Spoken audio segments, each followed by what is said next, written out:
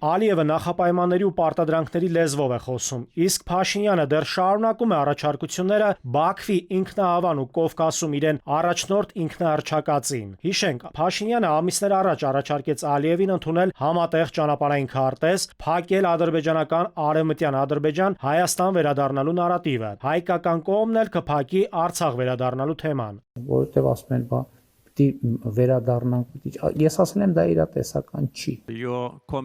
Ալիևն ինչպես միշտ Փաշինյանի ներկայացրած այս եւ նախորդ առաջարկներին ոչ միայն դրական չարձագանքեց, այլ ընդհանրապես չարձագանքեց։ Ավելին, խաղաղության կեղծ օրակարգը եվրոպական քաղաք Մյունխեն քարշ տված Ադրբեջանի նախագահը խաղաղության ջատագով ու գործընկեր Փաշինյանին հիշեցրեց, իր համար ադրբեջանցիների Հայաստան վերադառնալը փակված թեմա չէ։ Ընդհանրապես արևմտյան Ադրբեջան նարատիվը պետական քաղաքականություն է եղել այդ երկրի համար դեռևս 14 թվականից։ Ըստ փորձագետների, այն հայ-ադրբեջանական բանակցային սեղանին է դրված 2020-ից։ Նման դիրքավորումով բանակցությունները բավականին ուժեղ են դարձնում Հայաստանի դիրքերի համեմատությամբ, հատկապես երբ որ մենք հրաժարվել ենք բոլոր տեսակի հայցերի միջազգային ատյաններ։ Ներկա իրավիճակում մենք ունենք մի դրություն, որի պարագայում Հայաստանի Հանրապետության ղեկավարության դիրքորոշումը ընդդիմանալու ադրբեջանցիների վերադարձի իրավունքին այն մեկնակետում, որ իրենք հայտարարել են, ուղղակի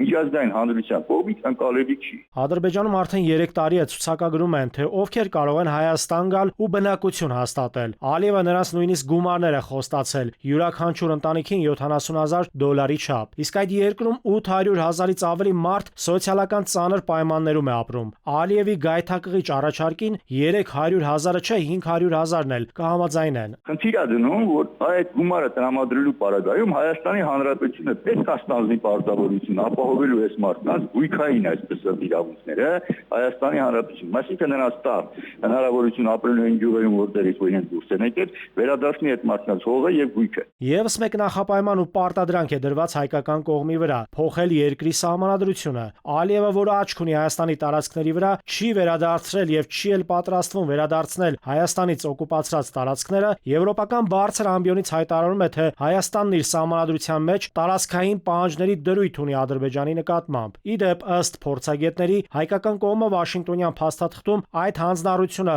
փոխել սահմանադրությունը եւս ստանձնել է։ Հիմա դա կներկայացնեն որպես ներքին օրակարգ, որ գիտեք, մենք սահմանադրությունը վաղուց ուզում ենք փոխել, փոփոխությունների կարիք կա։ Նախորդ բոլոր սահմանադրական հանրակրթությունները եղել են կեղծված, մեր սահմանադրություն եւ այլն, տարբեր թեզիսներով, բայց սա ադրբեջանական նարատիվը եւ Ադրբեջանի պահանջի կատարում։ Առանց այդ պահանջի թրիփի շուտ ստորագրված փաստաթուղթը մի շուարին չի ստանալու։ Փորձագետների դիտարկմամբ Հայաստանը հիմա չի էլ կարող ընդդիմանալ ադրբեջանական առաջ քաշած նախապայմաններին ու պարտադրանքներին։ Այն կբերի բանակցային գործընթացի խզման, սահմանային էսկալացիայի։ Կարող եք նաև Ադրբեջանի Հանրապետությունում զինված ուժերի շինարարության հետ կապված իրենց կողմից իրականացվող, այսպես ասած, բյուջետային միջոցների հատկացման չափը, ռազմական գնումները եւ այլն։ Նախապայմանները հանձնառությունը Հայաստանի Հանրապետությունը ստանձնել է օգոստոսի 8-ի այդ ստորագրված հայտարարությամբ։ Ըստ քաղաքագետի, եթե հանկարծ Հայաստանի իշխանությունները փորձեն այդ հանձնառություններից հրաժարվել եւ դրանք չկատարել, միանշանակ Հայաստանի եւ Ադրբեջանի միջև տեղի ունենալու